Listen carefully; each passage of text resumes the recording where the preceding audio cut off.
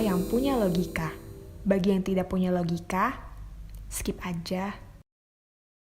Saat ini beredar viral sebuah surat yang ditulis Ibrahim Oqbah. Ia adalah putra dari Farid Oqbah, ulama yang baru saja ditahan Densus 88 karena diduga terlibat dalam aksi teroris. Di berbagai media surat itu dimuat dengan judul "Ayahku Bukan Teroris". Isinya mengharukan dan menunjukkan sisi kemanusiaan Farid. Ibrahim seperti ingin menunjukkan betapa ayahnya adalah orang yang sangat mencintai nilai-nilai kemanusiaan jauh dari citra teroris. Ibrahim dengan panjang lebar menggambarkan sisi-sisi positif ayahnya. Farid digambarkan memiliki aktivitas dakwah yang sangat padat, dimulai dari mengisi kuliah subuh di masjid dan dilanjutkan dengan kajian untuk para ibu-ibu di waktu duha. Padatnya aktivitas dakwah Farid membuat keluarganya tidak punya cukup waktu untuk bersama-sama. Farid sering bepergian berhari-hari untuk safari dakwah. Misi hidupnya, kata Ibrahim, semata untuk memberikan ilmu dengan mengajarkan orang lain, memakmurkan orang yang kurang mampu, dan mensejahterakan orang di sekitarnya. Menurut Ibrahim, akhlak Farid sangatlah mulia. Farid sangat menyayangi anak-anak dan istrinya. Farid bahkan tidak pernah memarahi anaknya.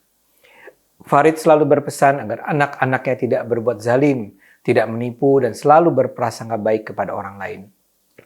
Dia selalu memiliki hati yang terbuka untuk menolong orang yang membutuhkan. Suatu kali Ibrahim ingin mengusir seseorang yang ingin meminta bantuan. Namun itu dicegah oleh Farid yang mengatakan, dia itu datang ke rumah kita karena berharap kita akan memberi.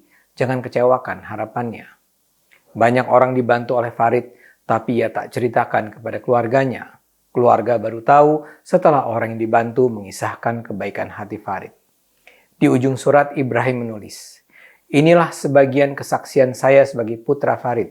Sungguh beliau adalah orang yang sangat baik kepada keluarga dan masyarakat. Surat Ibrahim ini sejalan dengan komentar sejumlah aktivis Islam. Felix Xiao, aktivis HTI, juga menyatakan keheranannya atas penangkapan Farid. Mengingat Farid yang ia kenal adalah ulama yang ramah dan anti kekerasan. Melalui Instagramnya, Felix berkata, "Inna lillahi." Bertambah daftar ulama yang diambil dari umatnya. Felix mempertanyakan alasan Densus 88 menangkap Farid. Felix beranggapan selama ini Farid sangat ramah, anti kekerasan, ilmiah, dan sangat santun. Jadi kenapa harus ditangkap?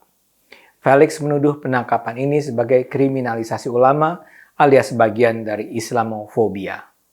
Ulama-ulama di Wakanda dicariin kesalahannya, dikriminalisasi, kata Felix.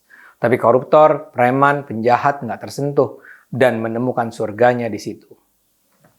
Yang membela Farid juga adalah politisi Partai Umat, Mustafa Nahrawardaya. Menurut Nahra, dia sudah sejak lama mengenal Farid dan dia tahu Farid sudah lama menjadi target. Ada pula tim advokasi ulama al-Islam yang menggelar konferensi pers terkait penangkapan Farid.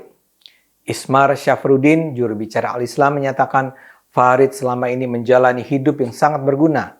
Karena itu penangkapannya dengan tuduhan terduga teroris membuat sakit hati umat. Bahkan al-Islam mengeluarkan peringatan dengan nada ancaman. Hampir di seluruh Indonesia ini beliau memiliki murid, dan murid beliau adalah orang-orang yang siap mati untuk beliau, tulis Ismar.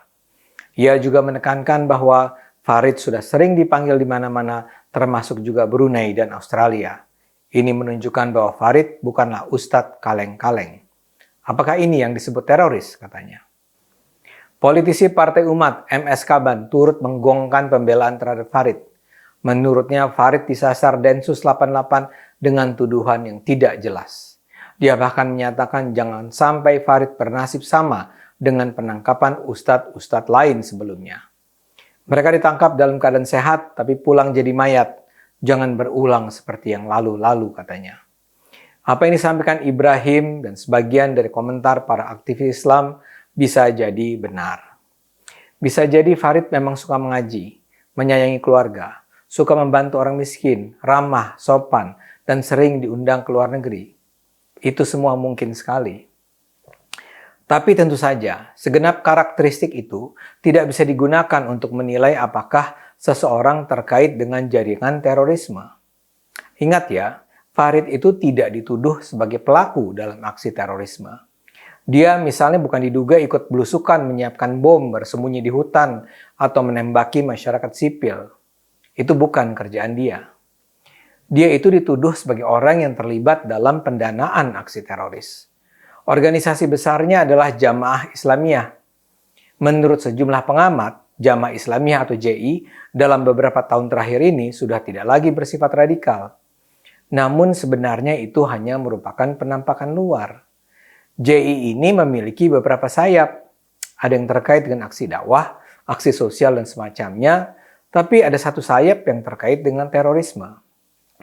Nah, pendanaannya digalang antara lain melalui lembaga Amil Zakat Baitul Mal Abdurrahman bin Auf. Farid ditangkap karena terlibat dalam lembaga Amil Zakat ini. Farid memang sejak lama dipantau polisi. Masalahnya Farid pernah ke Afghanistan. Dan di negara itu dia menjadi koordinator kerjasama JI dengan organisasi teror internasional Al-Qaeda. Farid bahkan dianggap adalah mentor di JI yang bertanggung jawab memberikan pendidikan dan pelatihan bagi para ustadz JI yang menyebarkan paham ke seluruh Indonesia. Orang semacam Farid barangkali memang tak perlu berangasan seperti Rizik misalnya. Dia bisa saja sangat kalem, bertutur kata sopan, tapi bisa juga pada saat yang sama sangat berdarah dingin. Kalau Anda lihat video Osama bin Laden misalnya, dia juga sangat lembut. Yang menentukan potensi keterorisannya bukanlah pada penampilan yang terlihat sehari-hari. Yang menentukan adalah apa yang ada di kepala mereka. Saya membayangkan orang yang sampai merasa perlu berangkat ke Afghanistan dan bekerja sama dengan Al-Qaeda adalah orang yang sudah memiliki keyakinan tinggi untuk berjihad. Dia sangat percaya bahwa hidupnya harus diabdikan untuk memperjuangkan Islam. Dia percaya hidupnya harus diabdikan untuk memenangkan ayat-ayat Allah. Karena itu, kalaupun dia sangat menghargai nilai-nilai kemanusiaan, namun dia juga akan ikhlas menerima kalau dia harus terlibat dalam aksi yang memakan nyawa orang. Membunuh orang bagi orang seperti itu bukanlah kejahatan, selama itu dilakukan atas nama Allah. Karena itu sangat mungkin bahwa Farid memang terlibat dalam jaringan terorisme. Ini bukan tuduhan yang mengada-ada atau merupakan perwujudan kriminalisasi ulama. Perang melawan terorisme harus terus didukung. Ayo gunakan akal sehat, karena hanya kalau kita gunakan akal sehat, negara ini akan selamat.